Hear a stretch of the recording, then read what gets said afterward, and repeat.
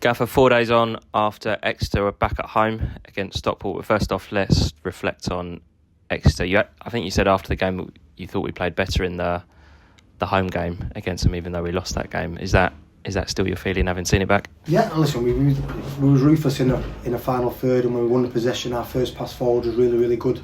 Hence, we scored 6 goals. But in terms of control, we was a lot better in the home game. But ultimately, we've spoke about all season. This league is all about, can you take your chances at one end and stop them at the other end? We've become really good at stopping them at one end, and now we're scoring a lot of goals. So I actually looked at the league table the other day in Birmingham. We've spent ridiculous amounts of money. We've only scored 4 more goals than us. So we've caught up on that aspect. We look a threat. We've got forward players, whether it be starting the team at the moment or ready to come back up the treatment table, that are a real threat in the final third. So I think that game was all about playing forward, landing on seconds, and the talent of our front players.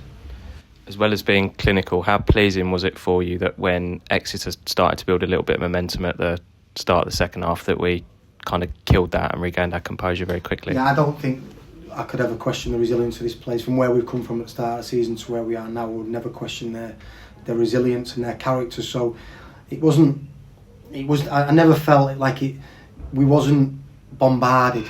It wasn't like the Alamo where you defend your box. It was just one cross out of the blue. We didn't defend the back post, and then we got done on a set piece when Bex's had to come off and Dan Appers had to go in to do Bex's job, but he's not quite up to speed. I think it was a foul, the second goal. So it wasn't like you seem to sense parts and periods of the game where you think, we're coming under the cosh. So I never felt that, and we was always a threat when the ball turned over. So I think once the 5th goal went in, we was comfortable. But I think Exeter now have signed a couple of players in the last two days, and I think once they get some enforcements because of the injuries at the back, I think they'll be a good team, and team will struggle to go there and beat them. So good result.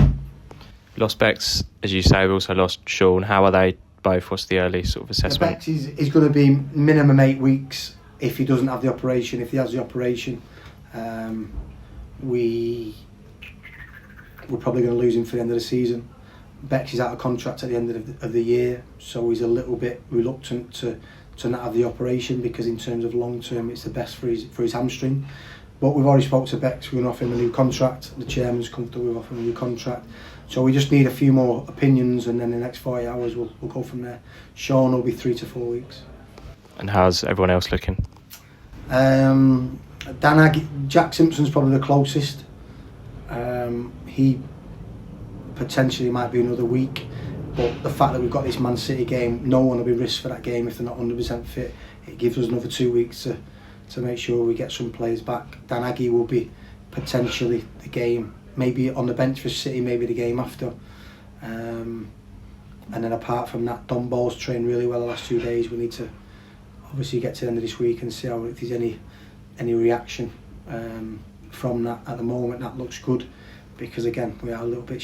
We've gone from being pretty strong in midfield and pretty strong to centre halves to now just looking a little bit light, and it shows how it can change pretty quickly. So probably Simpson, Dan Aggie and Don Ball are the closest three.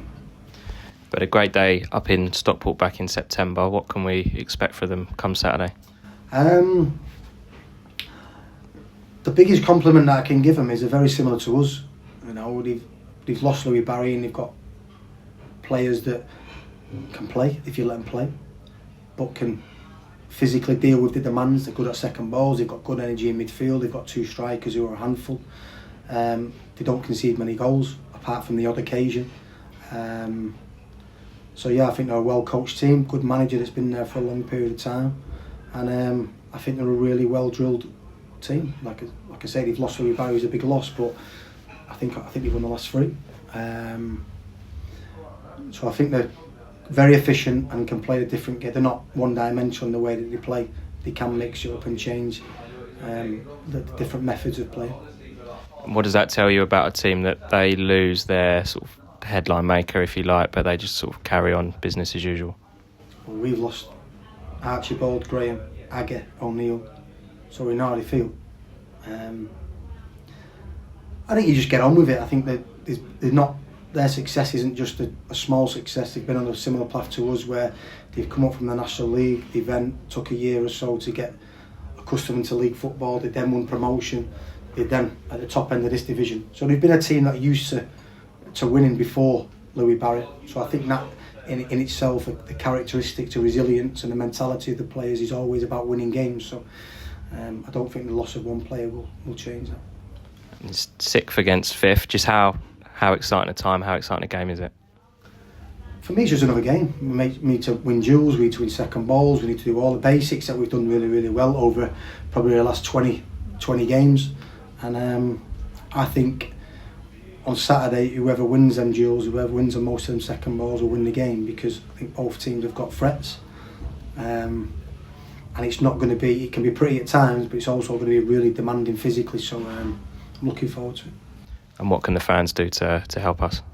Just be exactly like you have been the last few home games. Have been brilliant. The derby, obviously in the FA Cup, but then I thought Reading as well was a great atmosphere. So continue to do what we carry on doing. We don't get too ahead of ourselves. We've never got too down when we've lost a game, and we're not getting too ahead of ourselves.